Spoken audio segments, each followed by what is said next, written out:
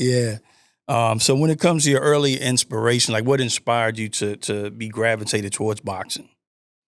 I was always looking for a fight. I didn't really think about boxing as an outlet. I was a football player, a track runner, and things like that.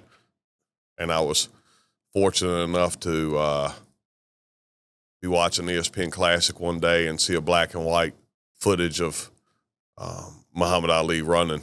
And then I started to learn about Muhammad Ali and his civil rights activism and his humanitarianism. And that's the closest thing to a real life superhero that ever existed. So I was like, I might want to try to do something like the same that. Thing. Yeah. Yeah. So when it comes to Muhammad Ali, everyone knows him for being outspoken. And I think when people hear Scott Sigmon, like they know you're going to say what's on your mind. So did you get that from Muhammad Ali as well?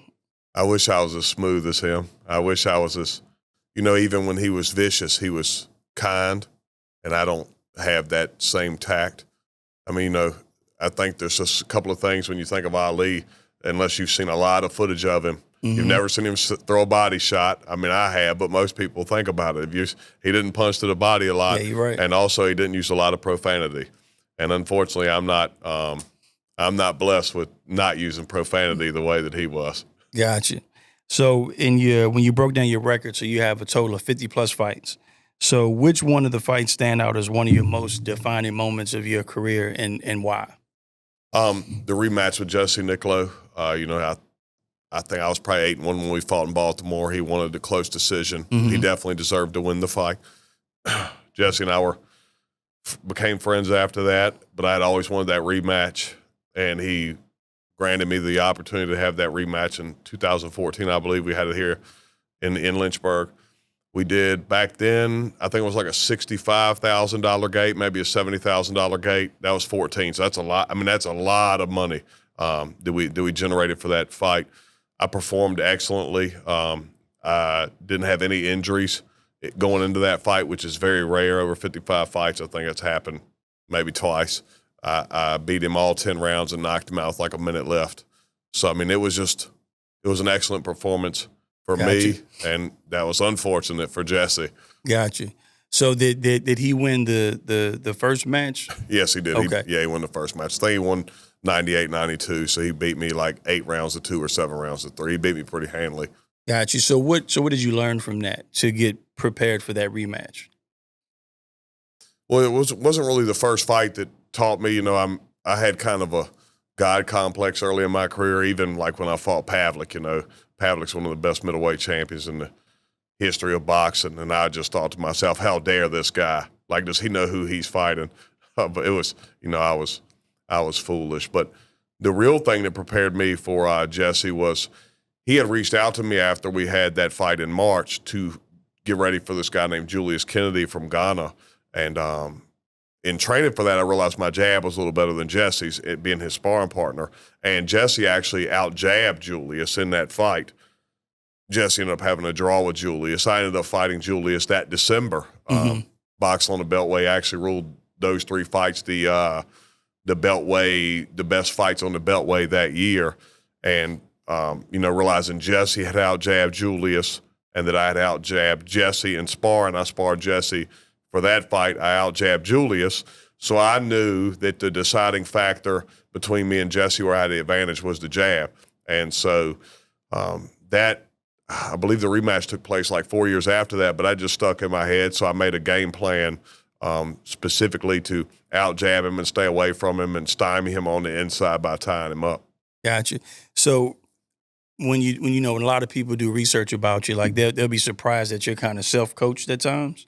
I have been, yes. You have been. So how difficult is that when it comes to a training camp? It's not, I heard Roy Jones say, all great fighters really train themselves to a degree, right? But I've had, as I progressed in my career, I brought Freddie Coratone in for a few camps from Richmond. Marcus Luck, he's very well renowned in Danville. Christy Martin, coal miner's daughter, one of the greatest female fighters that ever lived. I had her in my camp before. And of course, I trained Owen Hilton, but also Owen was the watchful eye over me in some of my camps. So, I've had a hodgepodge of coaches through my career. I would say out of the greatest boxing mind I worked with was probably Christy Martin. She just seen boxing on a different level. Gotcha. And so you mentioned Roy Jones, and I know you fought Roy Jones Jr. He's a pretty popular boxer, pretty good legend when it comes to the sport. So what lessons did you get from competing with such legends like that, and how did it shape your approach to the sport of boxing?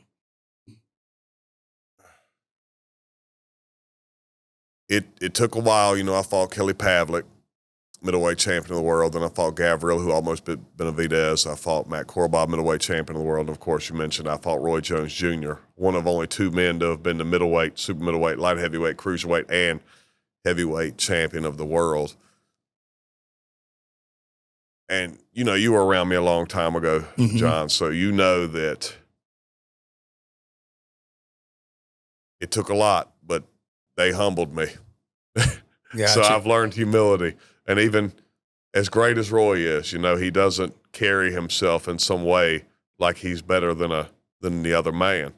And I think that's one of the things that I've really changed about myself is I try to be a lot more empathetic and understanding of other people's their positions in life. I was not a nice person, that. I mean, Gotcha. I guess I was always nice to you. That's why you came back around. Yeah. But I still have a nasty streak, that number 6 middleweight in the world called out Austin and talked a lot of nasty stuff about him, and it was completely unprovoked. And Yeah. I got a little nasty. I think that's probably one of my stronger things as a boxer is how vicious I am. But Yeah. I think in day-to-day life, I try to be nicer because of those men. Yeah, and I think that's good to have, being that you're competing in a sport where, your life could alter from one punch, from one fight. So how does one that's in a sport like that, whether it be UFC, boxing, or football, like these aggressive sports, develop that balance?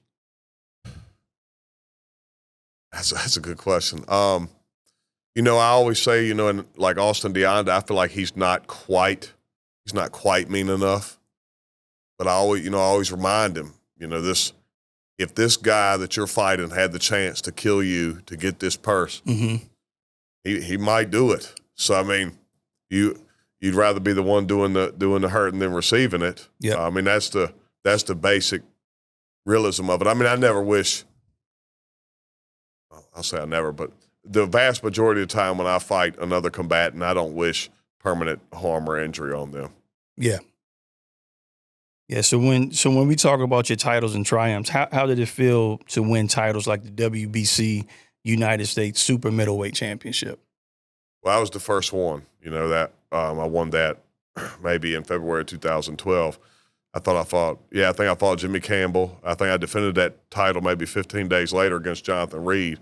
15 days? Yeah, 15 Wow. days. And then I fought again maybe 30 days after that. Jonathan Reed was on the first season of The Contender. I think he fought William Joppy for the middleweight world title.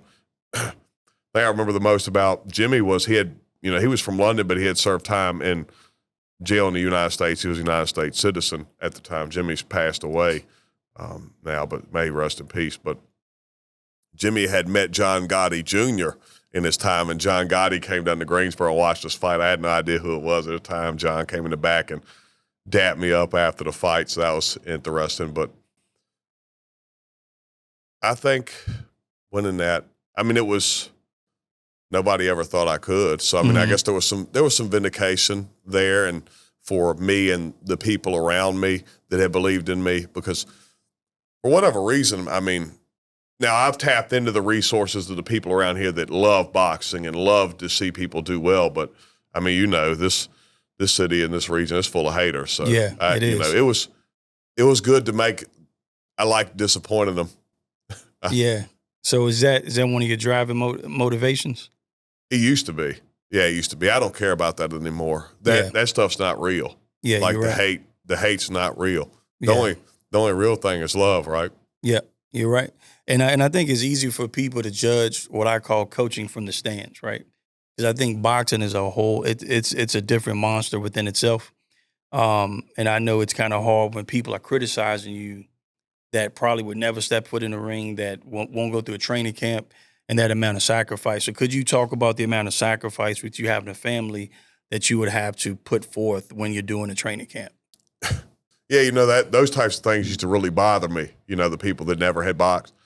So, you know, of course, Mike Tyson and Jake Paul just fought and introduced a whole new slew of fans to the sport. And this gentleman came in, he's like, I hate Jake Paul. I'm going to beat him up, blah, blah. So the old me, I would have just, you know, we would have just slaughtered him. But I was like, you know, let me show this guy, you know, what it takes. And like, you know, we coached him for about an hour. He was shocked. He was completely taken aback. He couldn't believe that it wasn't just throwing punches. Yeah. Like the distance control and things like that. The sacrifices. That's one of the reasons I think that I probably will not fight anymore. You know, I trained to fight that 36-0 guy here in Lynchburg. We did like $150,000 of ticket sales. Everybody was so excited. It was going to be one of the biggest fights in the history of Virginia soil, specifically like a club show. You know, Keyshawn just fought. Jimmy Lang used to have big fights at the Patriot Center. So as far as like, and of course, Sweet Pea, you know, those types of major fights. But as far as like the actual matchup, it was going to be huge to fight that 36-0 guy. And the week of the fight, he backed out, you know, and like for 12 weeks, you know, I hired another employee to work here. I didn't work here at the gym. I missed Christmas with my kids. I mean, it's so much, right? Because I remember when Jake lost to Tommy Fury, he said, I got sick twice in training camp. Oh, it's an excuse. It's an excuse. See, so people don't care what really happened to you. Yeah. So, you know, you can't be going out like Austin. You know, he pulled out of two weddings to get ready for ESPN, I think. He was going to be like a groomsman or something for his friend. Couldn't be around all the people. He had to lay low because you catch a respiratory virus or something. Yeah. I mean, you miss a couple of weeks of training. See, people don't think about that. See, you get the flu or something in football, you go like this, you come out the game. Yeah. You fighting some guy for 30 minutes, you get tired, you lose your consciousness. So, I mean, the diet, the avoiding illness, the no fun, the constant training, then the pressure of knowing that you're fighting someone else in front of so many people at the end that's trained. I mean, we're not just fighting a regular person, right? We're fighting another trained killer. You know, Austin just fought on ESPN. There's no telling how many, maybe 1 million people watched it, 100,000, I don't know, on ESPN down on the undercard, but there was 10,000 people there live. And one of the things I always tell Austin is, see, I feel like he's a real fighter, right? We had Cordell Booker call us out, and then I checked him, and all of a sudden he's quiet and removed. He didn't really want to fight. But Austin, he really wants the fights, right? So he's not scared of failure because I've taught him prize fighters aren't immune to failure. They're just brave enough to risk it when everyone's watching. Yep. And see, most of us can't do that. And that's why I have the utmost respect for all the combatants.